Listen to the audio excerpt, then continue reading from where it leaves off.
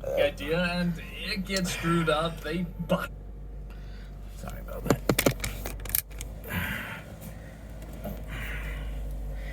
Oh. Oh. Anyway. So, this is just a minute or two of this, but there was something I kind of want to talk about this morning, just a tad. There was a show that showed about, Big Mouth had an episode about menopause, but a show that was brutally honest about certain things, certain concepts, certain taboo things. That was kind of the premise when they were promoting the first season, where the the series I'm talking about is King of the Hill.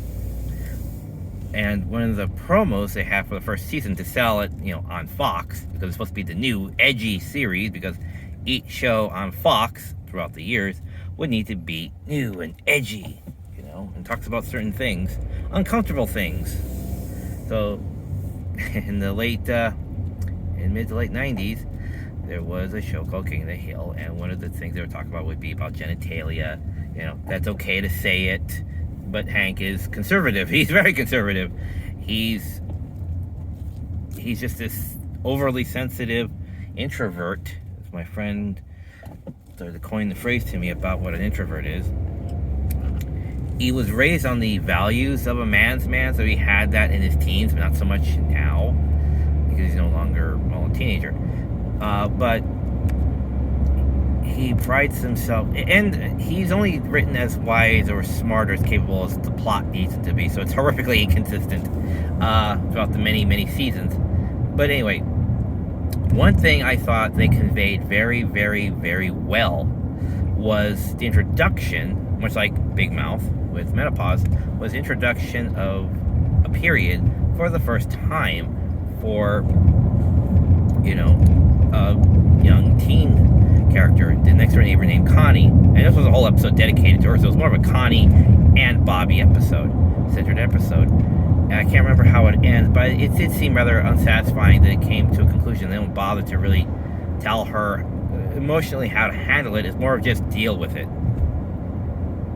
Even though you had older people. But I can't remember exactly how it goes at the end. I just remember being not very satisfying. I'll have to revisit that episode. But the point is, I thought they got so well, what they conveyed so well was the emotional difference, because Bobby and Connie have had these two children relationships, and maybe love interest when they got older.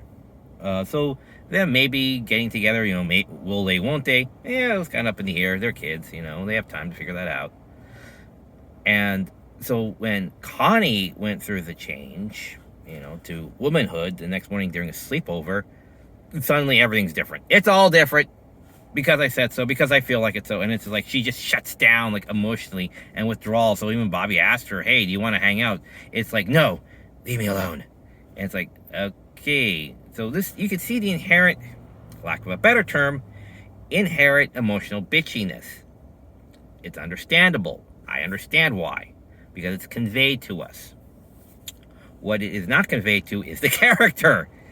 Connie, as a character, doesn't understand this. They just tell her, okay, now you're just a woman. As, like, people telling me Watergate, as if that's just, like, the word itself just tells me the whole damn thing. So people for years have been saying, well, that Watergate. It's like, what the hell is Watergate? And it's like, oh, that's, and they bother to explain. It's like, right, that was the thing before you were born. I have to explain that. And it's like, yes, what is Watergate? For years I didn't know what Watergate was. People just said that as if, well, that thing. But anyway, so much like with Connie, they say, well, you're a woman now. Well, what does that mean?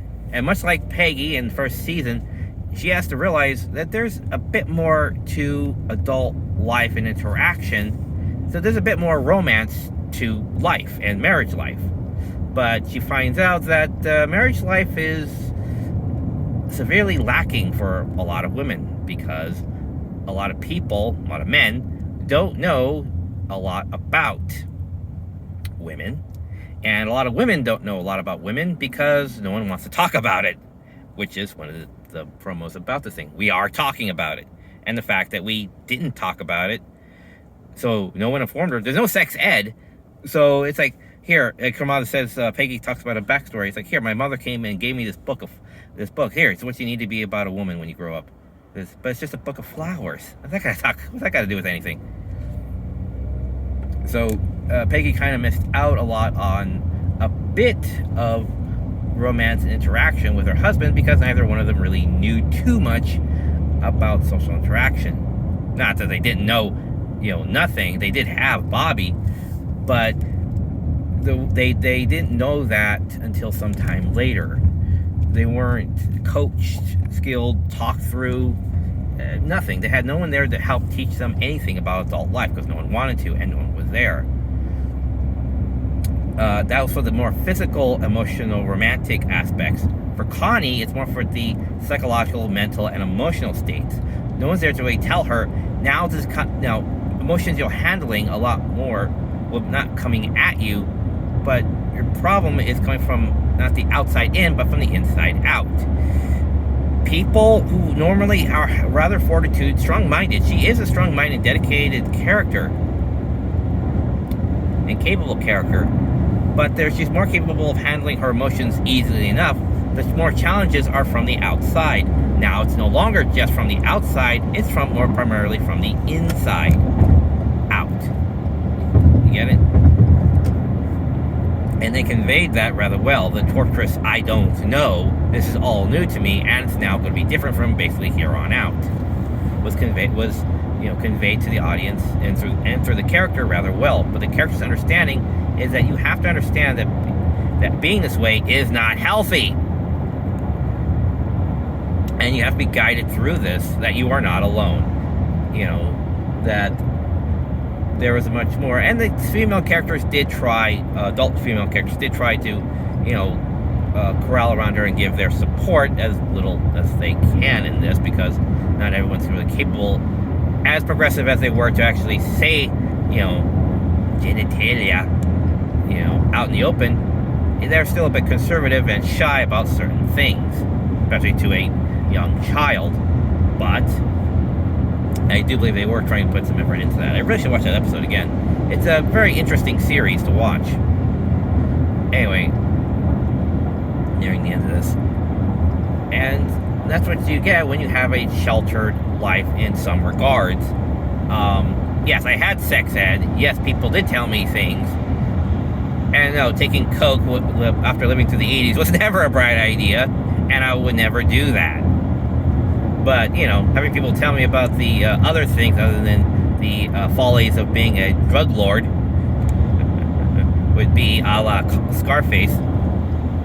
Oh, no, you don't have to worry about being shot in the back. No. And Colombian foot soldiers storming your compound. No. The thing you have to worry about is this. And it's like, oh, I see. Yes, that looks bad. So...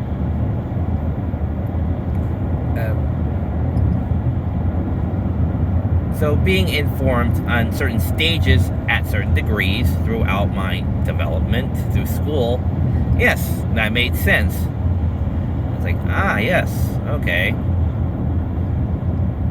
This makes sense. Thank you for telling me that. And so, Kanye, on the other hand, needed more psychological, emotional support and guidance. They're saying, okay, now you're going to want to be aggravated for no reason whatsoever. That's going to be your default setting.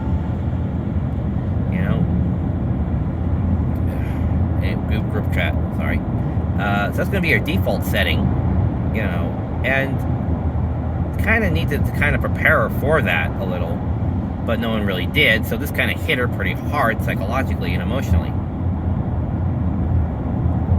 So it's a good episode to convey that, but it also needs to go the extra mile and say we need to prepare you for this, so she understands, oh, I'm the problem, it's not the rest of the world.